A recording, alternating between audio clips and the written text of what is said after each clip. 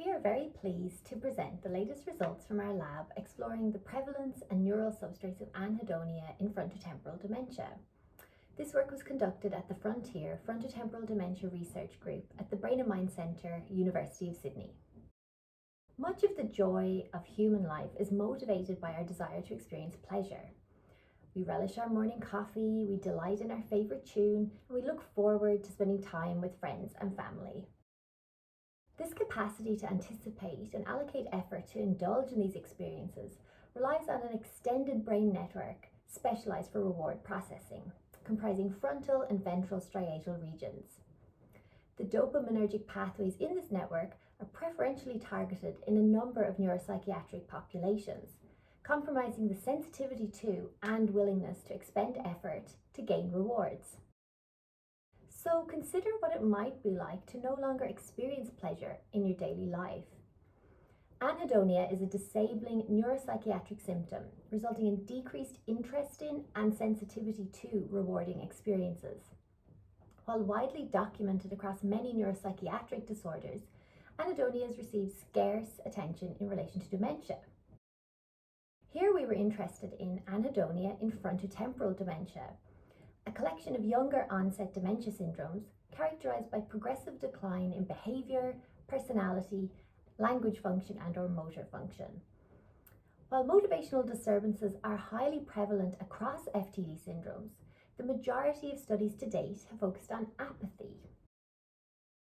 Many of the behavioural features exhibited in FTD syndromes, particularly the behavioural-variant, likely reflect a genuine loss of hedonic tone. These include decreased interest in and sensitivity to primary and secondary rewards, the disengagement from formerly enjoyable hobbies and pursuits, and social withdrawal. Here we provide the first empirical investigation of anhedonia across the FTD spectrum in a dimensional manner. We modified the Snaith-Hamilton Pleasure Scale, the SHAPS, to enable carers to provide ratings of the patient's behaviour for the current time point and prior to disease onset. Given the multifaceted nature of anhedonia and its potential comorbidity with other neuropsychiatric symptoms, we also included independent assessments of mood and motivational disturbances. Looking at our behavioural results, we found significant levels of anhedonia in BVFTD and SD groups compared to AD, PNFA and control participants. Importantly, this loss of hedonic tone represents a significant departure from the individual's pre-morbid disposition, indicating an emergent clinical feature rather than an underlying trait. Apathy and anhedonia ratings were significantly correlated in all dementia groups, but these symptoms were only found to co-occur in behavioural-variant FTD and semantic dementia. In contrast, despite clinically significant levels of apathy, Alzheimer's disease and PNFA groups were not rated by their carers as being anhedonic. Participants underwent whole brain T1 weighted structural brain imaging on a 3T MRI scanner. Using voxel-based morphometry analysis, we related the level of anhedonia on the SHAPS to changes in grey matter intensity across the entire brain in the dementia group combined. Higher levels of anhedonia were associated with grey matter intensity decrease in a bilateral frontoinsular network centred on the medial prefrontal and orbitofrontal cortices, the paracingulate cortices and insular cortices.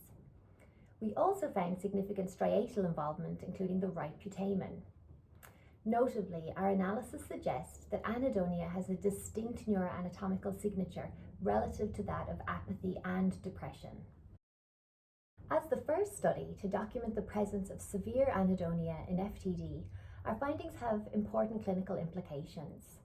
Future work is now needed to determine the precise mechanisms that result in this blunting of pleasure and to understand how anhedonia relates to other disabling features of FTD. In doing so, we hope to be able to develop targeted interventions to better support the individual with FTD and enable those affected by this cruel disease to enjoy some of the pleasures of life.